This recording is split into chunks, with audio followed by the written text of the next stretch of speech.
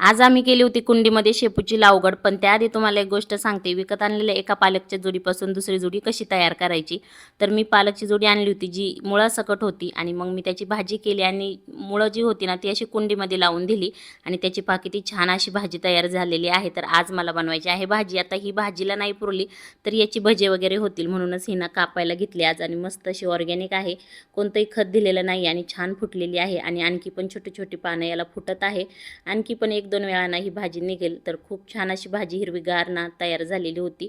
तर मी सगळी भाजी कट करून घेतली. आता पालकची भाजी तर झाली, पण मी शेपूची भाजीसुद्धा आणली होती. म्हणलं आता शेपूचा पण एक ट्राय करावा. आता त्यासाठी कुंडी पाहत होते तर ही कुंडी दिसली ज्यातला कढीपत्ता ना जळून गेला.